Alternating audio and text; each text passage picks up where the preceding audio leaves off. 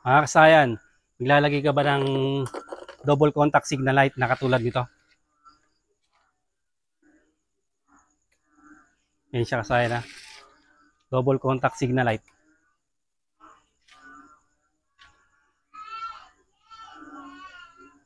Kabila. Tapos sa likod.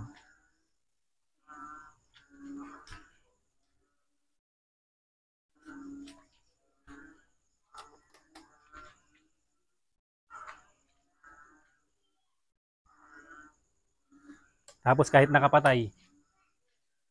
Yan siya kasayan, kahit nakapatay. Wala siyang komplikasyon.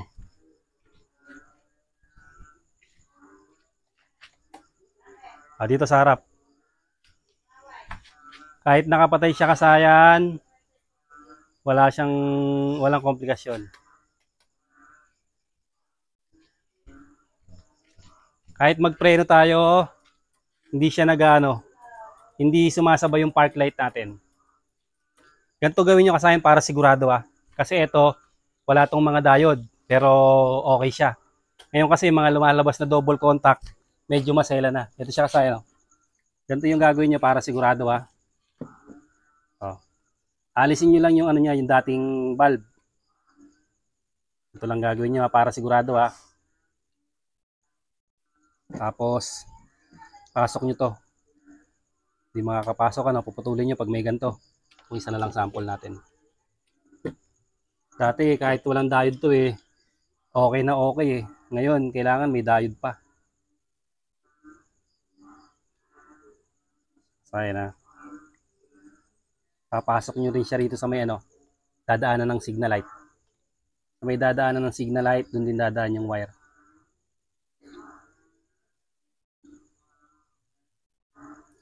Pagdaan dyan ng signal light, pasok nyo na siya rito.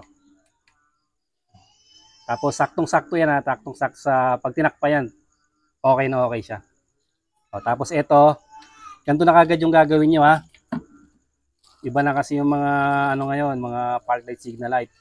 Dati kahit walang gantong diode, hindi siya nag-hazard. O pag nagpreno ka, sasabay yung park light. Ito siya katulad dito. Ayan siya kasayan Asan yung lining natin? Pakita mo yung lining. Papunta sa taas. Ito to. Ayan yung lining Yung dalawa na yan. Yan yung pinaka-lining natin. Ito yon. Kung may 3 amperes kayo, mas maganda. Ito, wala tayong 3 amperes, kaya 1 ampere lang to. Papunta yan dito. Dito siya nakalagay. Bali, ang gagawin nyo kasayan, huwag yung pagsasamahin. Huwag yung pagsasamahin yung dalawang wire sa isang diode sa dalawang wire. Kailangan tag-isa sila, nakatulad nito. Kada isa ganito Pagka dalawa na, saka pa lang sila pwedeng pagsamahin para isang na lang Pero dalawa yung diode nila. Ayan dalawa yung diode Yung marking papunta ron. Ito, dito siya Tapos pwede na natin itong ilagay sa park light kung sa park light nyo ilalagay o sa sariling switch. Sa sariling switch nyo, halimbawa sa accessory wire pwede. Naka-ready na yung dalawa natin. Ito naman kahit magkabaligtaran to, walang problema. Ito yung signal light natin Kahit magkabaligtaran niya, walang problema yan. Ang importante rito, yung diode. Ito Pag nalagyan nyo na to, isa, dalawa, pwede nyo nang pagsamahin ayan Importante, tag-iisa sila. Dito lang sila magsasama sa dulo. Ayan, para isahan na lang pagka nilagay natin sa sa ating motor. Ayun. Tras ko lang to. Para sigurado na kagad na yung gagawin walang hazard. Hindi sasabay yung park light. Ito siya.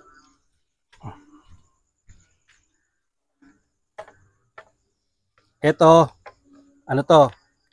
Ito pala sa mga single indicator Pag double yung indicator nyo, ito yung mga double indicator yung ganito. Pakita mo nga itong na to. Tingnan dito. Ayan, double indicator ito. Ayan siya, dalawa yung ano niya, yung ganito. Ibig sabihin double indicator. Hindi na to kailangan lagyan ng diode. Pagka ganito, single indicator lang. Pag magsisignal ka, iilaw to sa kaliwa. Pag nagkanan ka, iilaw din to. Ito siya ha. Yung mangyayari dyan, ganito. Dito tayo sa kabila.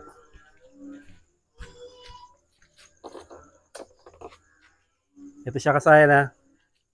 Pag nag-signal tayo, signal natin ha.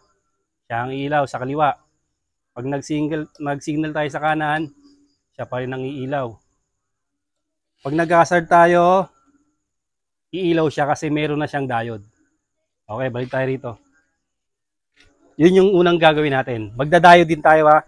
Bukod yung diode dito, dalawang diode dito, bukod din yung dalawang diode sa kabila.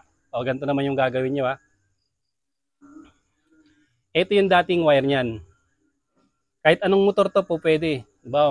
Maglalagay sa Barako, Badja, YTX, ganito ha. Ganito yung gagawin nyo. Mga single indicator lang yun eh. Ganito yung dati niyang dalawa nakalagay siya sa signal light. Ang gagawin nyo dyan, ito yung kaduktong ng dalawang signal light, puputulin nyo siya. Putulin nyo siya rito. Ayan siya, putulin nyo rito ha. Ngayon, ito yung signal light ng kaliwa at signal light ng kanan. Mangangailangan kayo ngayon ng diode para maging tatlo sila. Kasi etong isa na to, ito na yung magiging negative. Negative, pwede na natin ilagay sa body ground. O sa negative ng inyong motor. Halimbawa, Honda, green, mga Rusi, green, Yamaha, black, Kawasaki, black, yellow, at Suzuki, orange. Ito siya ito yung naman, yung yung marking niya ha. Yung marking niya papunta sa taas.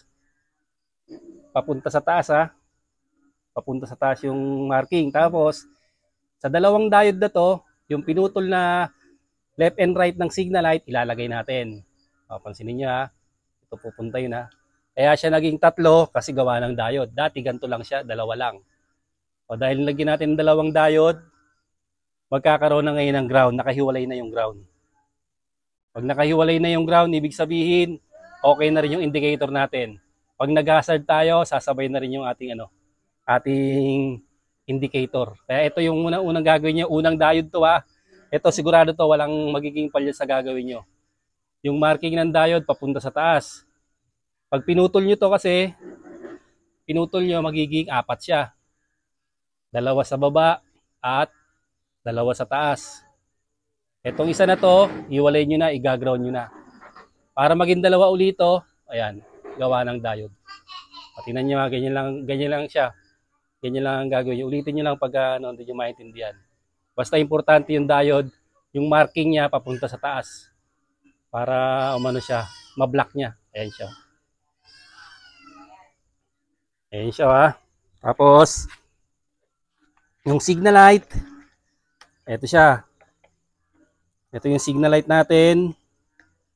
Kaliwat kanan lang siya. Kahit magkabaligtaran to, wala rin problema ha. To.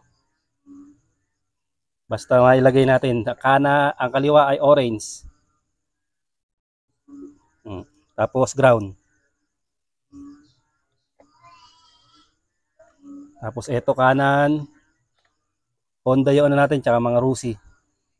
Yung mga model natin, yung kaparehas nito. Tapos ito naman, kahit magkabaligtaran din, light blue, kanan. Tapos ground. Kahit magkabaligtaran lang yung wire na yan, walang problema. Okay, pag nailagay na natin yan, pupunta na tayo sa likod. Sa likod, simple lang din sa likod ha. Kung ano yung ginawa natin sa harap, yun din ang gagawin natin sa likuran.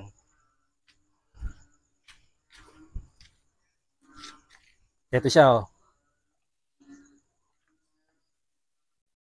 Paglagay natin ng signal light, dito siya mapupunta. Ito. Kasi etong dalawa na to, ganun din. Yung signal light, lalagay nyo lang din babalik nyo lang sa signal light. Kahit magkabaligtaran to ha. Kabilaan ng signal light, kahit magkabaligtaran. Ang importante rito, para siguradong walang komplikado, etong natin, diode. May dalawang diode na naman tayo para sa tag-isa. Ayan siya. Yung marking niya, kasi yung marking niya, pababa, ano?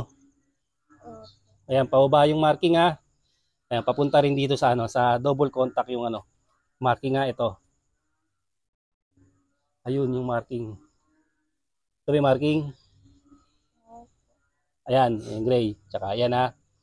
Ayan, iso mo dyan para mas kitang-kita nila yung marking. Kasi pag nagkabaliktad, hindi gagana, hindi ilaw yung ating, ano. Ayan yung marking nga, papunta sa baba. Parehas din yung, ano, para wala siyang, walang komplikado pag, ano, i-forma lang natin para mas maganda na tignan. Yan. Okay na to. Ipitin lang natin ang wire. Para lang ayan ang, ano, para hindi siya malaglag. Tapos testing na natin. Siya sa akin, testing natin. Kaliwa.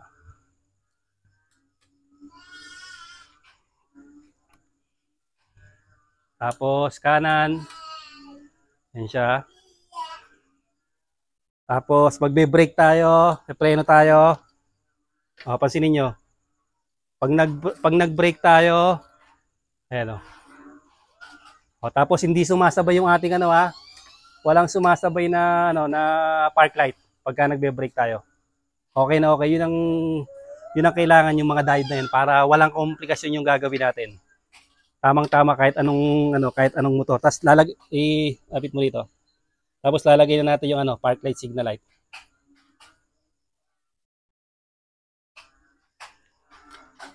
Di pa pala natin nailagay dito.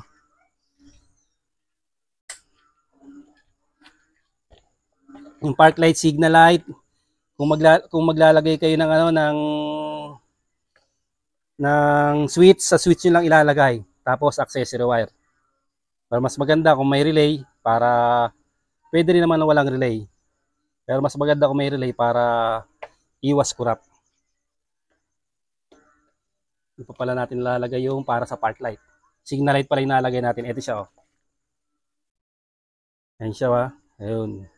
Marking nga papunta sa ano natin, sa park light.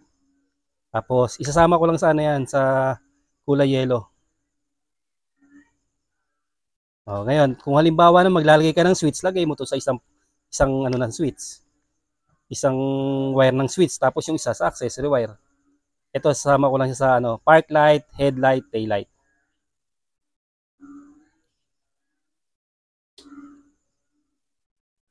Nakalagay sa park light, headlight, tail light natin. Sasabayan dun sa, ano.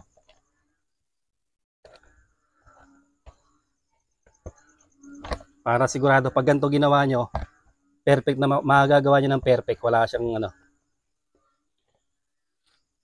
hindi sasabay yung park light at hindi siya mag-hazard. Hindi malilito yung nasa likod natin.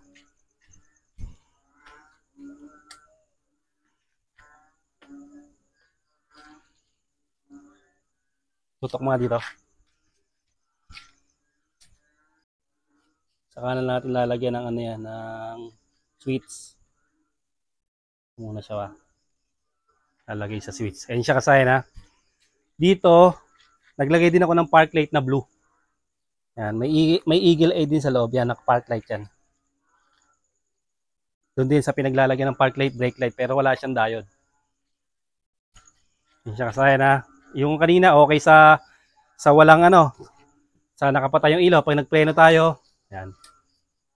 Okay, gumagana yung preno natin na walang ibang umiilaw.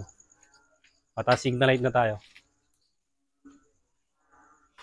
Pag naglagay kayo dyan ng hazard, okay na okay yan. Sasabay na rin yung, ano nyo, yung indicator. Pag naglagay ng hazard. Kaliwa, kanan.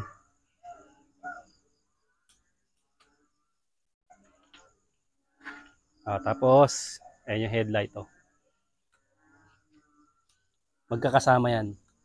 Pero may sariling, ano, lang yung headlight. Ito, bali, nakasabay na siya sa, ano, sa park light.